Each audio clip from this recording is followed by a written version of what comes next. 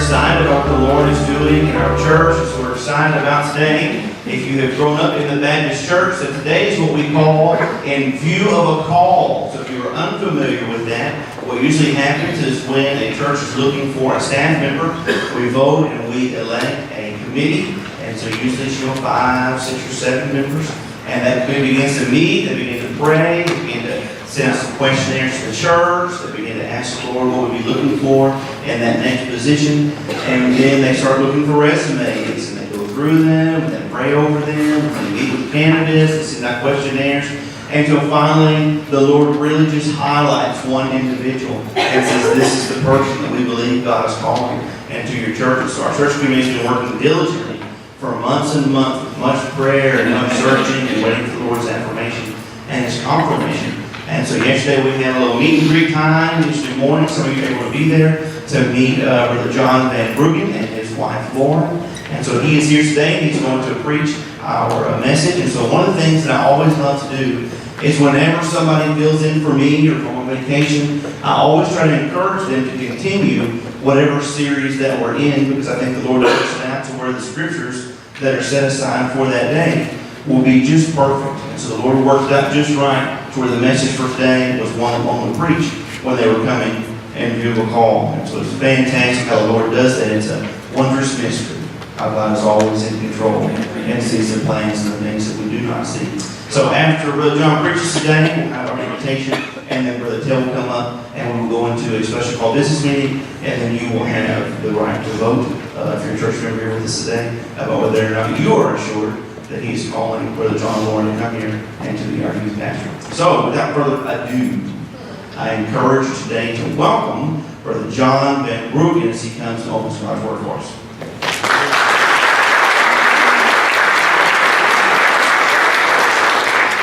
Well, good morning, First Baptist Church of Laverne A.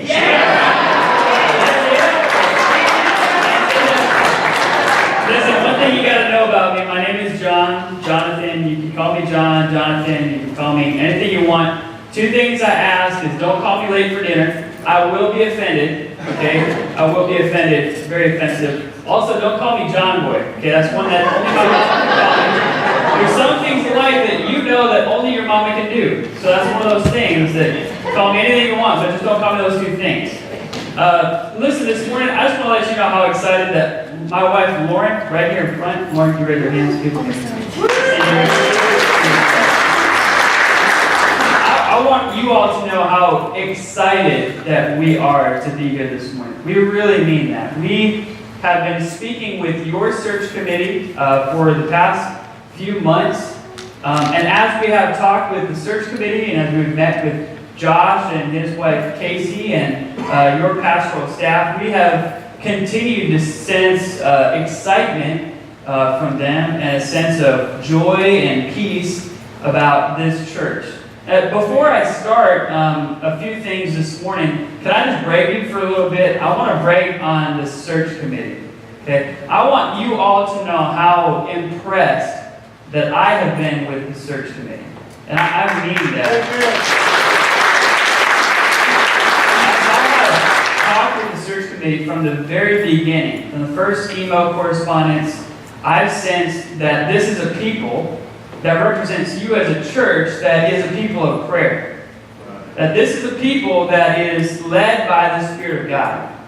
That this is a people that is committed to Scripture. This is a people that is committed to the Great Commission. And that excites me because I'm committed to those things as well. So this morning I want to do a few things. First, I'd like to just share a little bit about myself, and then I'd like to move into the scripture passage for this morning and talk about that a little bit. Now, I wish I had all the time in the world to tell you my whole testimony and to share everything that there is to know about me, but there's not time. I'd just like to share some highlights so we can begin to get to know one another, and I hope that that conversation can continue. I opened myself up for you guys to ask questions and to get to know me, and I'd like to get to know you as well. So first, I got a couple of pictures just to kind of show you a few highlights, but I can say in one sentence that I'm Georgia born, North Dakota raised, I'm a Texas transplant. So I was born in Georgia. My dad was in the Army at Fort Benning, and I was born there at the Fort Benning Army Hospital. So I tell people I came out doing push-ups, okay? And shortly after I was born, my dad got out, and so we went back to North Dakota, which is where he's from, and my family is from, so we moved back there, and I was raised in North Dakota. A lot of my time growing up was raised on a farm, and so I really enjoyed working on cars and working on farm equipment and working out in the fields and anything sort of like that. So that's kind of some of my background. Also, when I grew up, one of the biggest blessings is that our church made sure that all of the students went to youth camp every summer. And I'm excited that we did, because at one of those youth camps, one of those years when I was about 8, 9, or 10 years old, I heard the gospel and I accepted Christ as my Lord and Savior. And I was baptized by my church in our local swimming pool, because we didn't have a baptistry. So we were baptized, and that was an amazing beginning of a journey. I like to tell people that throughout my junior high and high school years, I sort of walked away from Christ. I bumped into God every once in a while, but I really walked away from Christ. And that was in a large part not because I had anything against God or anything like that, but I really felt very unworthy. I struggled with things. I had these emotions I had to sit in my life that I just didn't know how to deal with, and I just felt like, if God knows everything about me, then there's no way that He can accept me the way that I am. I didn't understand the grace of Christ. I was truly saved, I accepted Christ, but I walked away because I felt so unworthy. And it was, when I was 17, I joined the Army National Guard, and by 19 I was in Iraq, and I spent a year over there. And that was another life-changing experience for me, because as I experienced the closest of death, I realized that, you know what? Tomorrow is not guaranteed. And so this faith, all of a sudden, that I put off, tomorrow I'll begin to follow Christ. Once I get this thing dealt with, once I wrestle through this, then I'll come back to Christ. All of a sudden, those things, every reason that kept me from coming back to Christ was overcome by the reality that tomorrow isn't guaranteed. Tomorrow isn't guaranteed. And so I began to walk with Christ at that point. I've been walking with Him since then. So I want to show you the first picture. This picture is a picture of Lauren and me. So we went to the University of Mary Hardin-Baylor, and that's where we met. Go crew. So I graduated in the year 2014 with Christian ministry, and Lauren graduated in 2016, and right between that, 2015, we got married. So that was pretty awesome.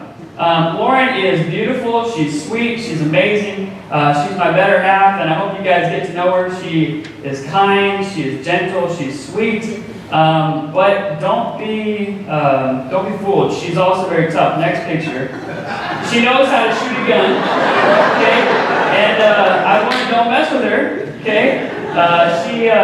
She can be very tough. I hope you guys get to know her. Next picture, I told you I grew up kind of on a farm, and so that's kind of a lot of my hobbies. I love working on cars, I love welding, auto body, paint, working on anything with my hands. So if any of you guys like doing that, come find me. I'd love to be with you and do some of those things together. My next picture, I always loved racing. We did these soapbox derby races, and then you go to the next picture, you see this is my race car that I built one year. I did some dirt track racing, so you kind of see that my love for racing is there. So everybody likes NASCAR, I'm there with you. But I also like football and also like a lot of other sports. But if the search committee didn't tell you, I'm not perfect. Okay, you're not hiring perfect guys. So like I'm a Minnesota Vikings fan. Don't hate me. Also a Minnesota Twins fan. I've proven my heart to be a Spurs fan. Now, I really do. So if somebody gives me a t-shirt, I will gladly wear it. Next picture, you'll see that I am one of those guys with a spoiled puppy. My wife and I have a dog named Sadie. We rescued her off the street, and I feed her ice cream. And I did a lot of things I wouldn't do to a puppy that I said I'd never do. So she is spoiled rotten. Anybody have dogs, and we'll get along just fine. And the last picture I want to show you is this picture right here. Aww. The reason I want to show you that picture is because it made me think about our passage for this morning, which is Jeremiah 29:11. It says, I know the plans I have for you, declares the Lord, plans to prosper you, not to harm you, plans to give you hope in the future. Jeremiah 29:11. That day, August 1st, 2015, Lauren and I stand up on the altar of our church, before the pastor, before God, and before the church.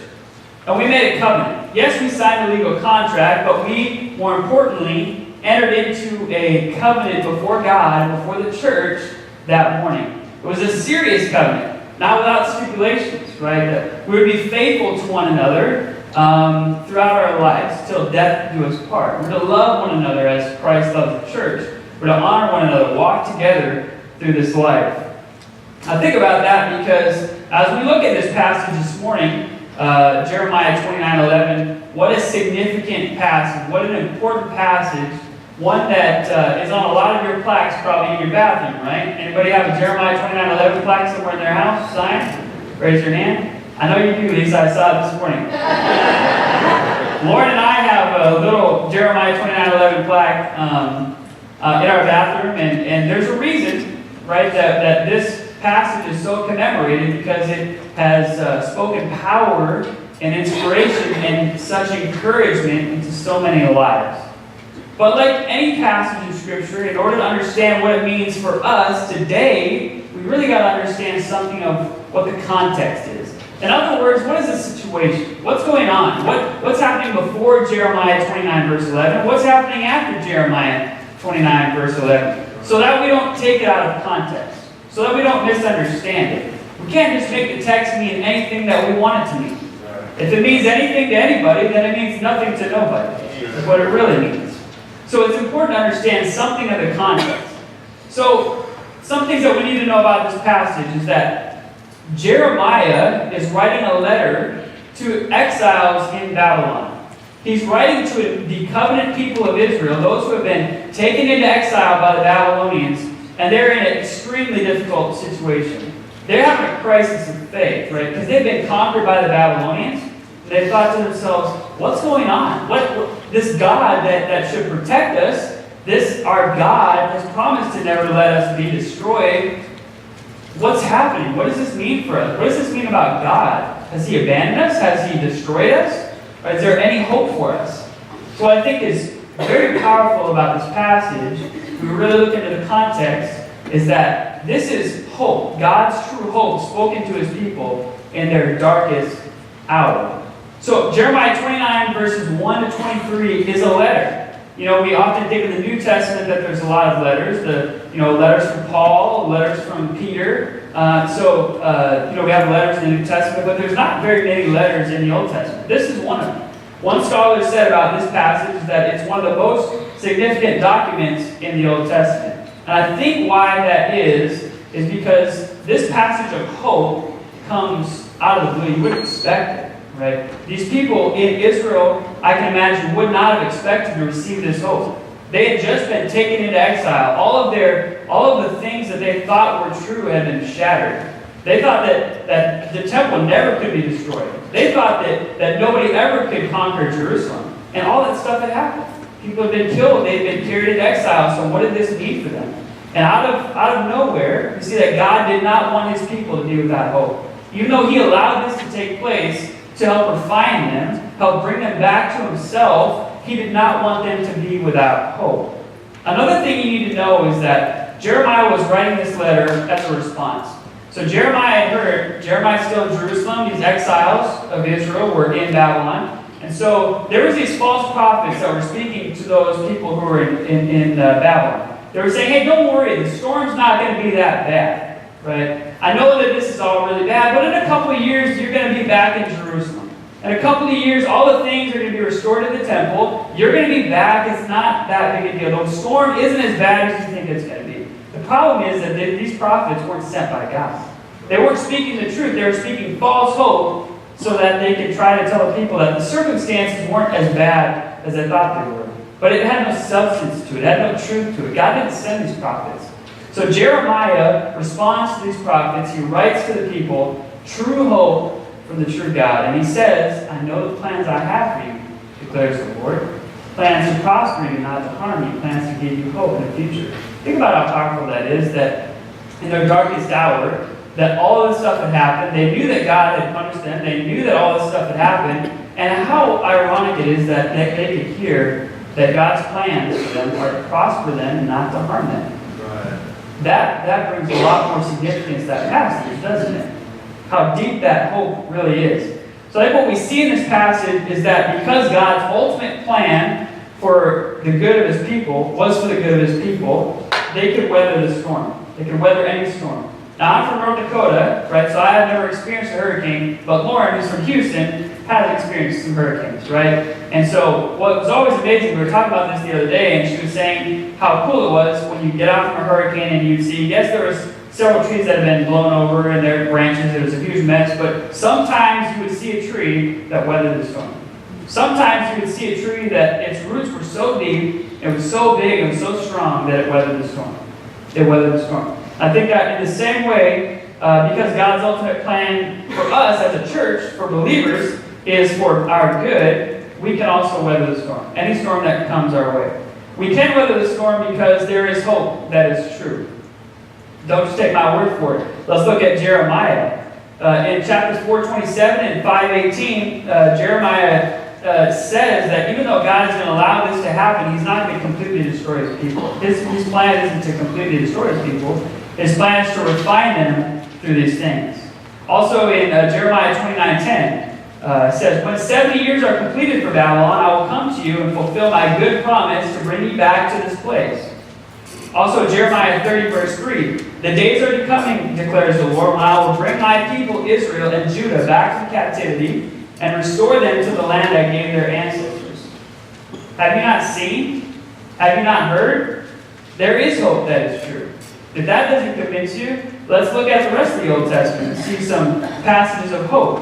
What about the Exodus and the rescue? When God saw how distressed his people were in Exodus, we see in Exodus chapter 3, verse 7 to 8, "The Lord said, I have indeed seen the misery of my people in Egypt. I have heard them crying out because of their slave drivers, and I am concerned about their suffering. So I have come down to rescue them from the hand of the Egyptians, and to bring them up out of the land into the good and spacious land, a land flowing with milk and honey." What about Exodus chapter 16? When the Lord heard that his people were grumbling in the desert, had nothing to eat, the Lord said to Moses, "I will rain down bread from heaven, providing for them." What about Psalm 18? After David had been rescued from the hand of Saul, David wrote in Psalm 18, "He reached down from on high and took hold of me. He drew me out of deep waters. He rescued me from my powerful enemy, from my foes who were too strong for me." Have you not seen? Have you not heard? There is hope that is true. If you're still not convinced, let's go to the New Testament. Matthew 1:23. Out of nowhere, in darkness, Jesus came and was born of a virgin. It says, "The Lord spoke to the prophet, the virgin will conceive and give birth to a son, and they will call him Emmanuel," which means God with us. Jesus, born of the Virgin Mary, fulfillment of prophecy to save us from our sins, to teach and to preach and to heal, but ultimately to die on the cross. There is hope for us. What about if we go look at 1 Peter chapter 1, verse 3 and 4? "In his great mercy he has given us new birth into a living hope through the resurrection of Jesus Christ from the dead, and into an inheritance that will never perish, spoil, or fade." Romans 5:8. "God demonstrates his own love for us in this: while we were still sinners, Christ died for us." Permit me to speak one more verse in the New Testament.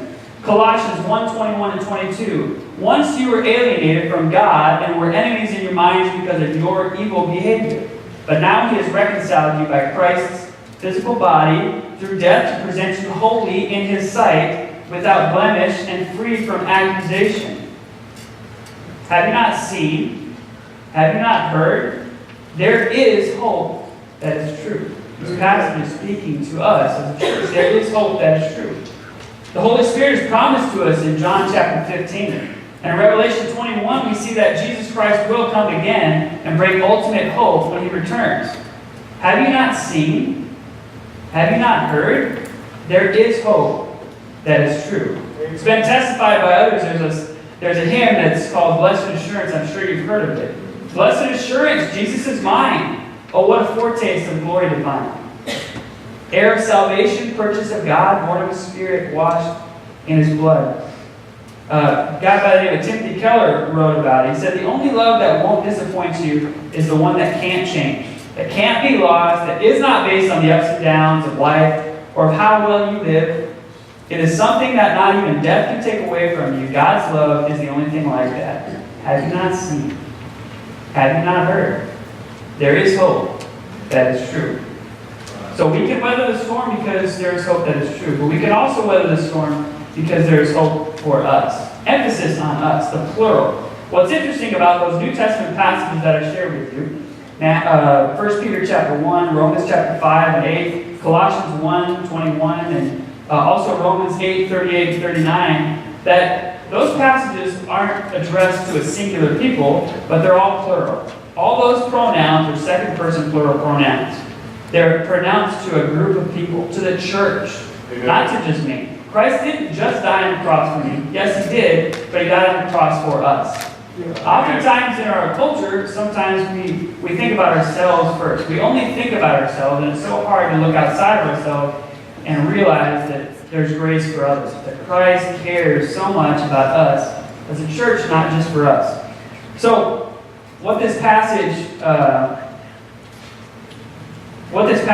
doesn't mean is individual destiny and prosperity. So oftentimes we look at this and we say, I know the plans I have for you, says the Lord. We think, oh, my bank account, my career, my investments, my properties, all those kind of things, but it's not exactly what this passage is talking about, is it? It's talking to us as the church, that God has plans for us as a church. As a new covenant people, God has good plans for us, right? So the letter is not addressed, the letter itself in Jeremiah is not addressed to individuals. It's addressed to the group of the covenant people. And so in the same way it's addressed to us as the new covenant people.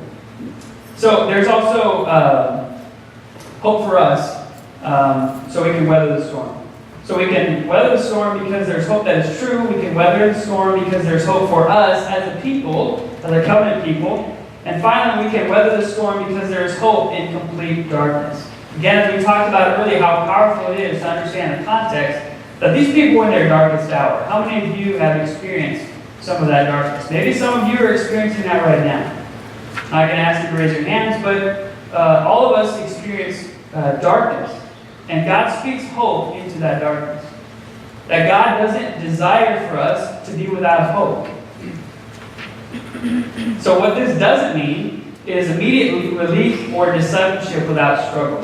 So sometimes when we read that these are plans to prosper you and not to harm you, plans for hope in the future, we think, oh, well, that's good. I've become a Christian. Everything's going to turn out just great. And I venture to think that if you've been a Christian for very long, that you have realized that that's probably not the case. When I first began following Christ, like I told you, in Iraq in 2008, this was a struggle for me because as I began to have conflicts with some family members, that they didn't accept my testimony. They were a bit offended by it. And when I started living out my faith and some people didn't understand it, I had some anxiety and I thought, this isn't exactly how I thought it was going to work out. You know, I thought everything was going to work out just great. I thought everything was going to just fall into place. And all the time, that's not the case. Especially if we remember that it's been appointed for us not only to believe in Christ, but also to suffer for Him. Right. So, not immediate relief or discipleship without struggle, because God allowed His people to suffer and not to provide immediate relief. 70 years He was going to let them stay in exile. Not 2 years, as the false prophets were saying. He wasn't saying that the storm's not going to be that bad. He was saying, this is going to take some time. You're going to have to weather through this storm. But you can do it because there's hope. So what it does mean is that God's ultimate plan, His big picture plan, is for our good, even though suffering may be required. Even though suffering may be required. So there's hope in complete darkness. There's others that have testified it. Again, Timothy Keller, I shared a quote from him earlier. He said, suffering is unbearable if you aren't certain that God is for you and with you. I've experienced that to be true. And just as Saul was struck out of nowhere by Christ, we have the gospel that comes in the midst of nowhere. Nobody would expect it. Yes, we have Old Testament prophecy that shows us that Jesus is here. But ultimately, we don't make sense of that until after Jesus. We don't understand those prophecies fully until after Jesus came. And then it starts to click and understand that, wow, these passages are talking about Jesus. Right. These passages point to Jesus. Have you not seen, have you not heard that there's hope that is true? That there's hope for us, that there's hope in complete darkness. Why does any of this matter? As a church, if you are anybody that's honest, you would know that suffering comes with the territory. Right? Suffering is going to come. You know that it's not a matter of if, but it's a matter of when, where, why, and how. So the fact that we have hope gives us purpose in life. It gives us the energy to keep going. It gives us what we need to keep going. Not because God's promises that the circumstances are going to magically all of a sudden work out, but He gives us the ultimate hope that Jesus Christ died on the cross, and if we trust in Him and follow Him, that He's going to be faithful to us. We don't know exactly what that means, how exactly that's going to play out. And that's my hope for these students. And I know that that's your hope for these students too. That these will become disciples that follow Jesus, that become their roots so deep that they can weather the storm because they hope in Jesus. Not that these students will not encounter difficult circumstances, that's unrealistic. But that these students, when they encounter difficult circumstances, that they would lean into Christ, that would continue to walk with Him, they would continue to pour in themselves into a church, continue to be invested in the church. Have you not seen, have you not heard that there is hope? So in conclusion, since God's ultimate plan for us is good, we can weather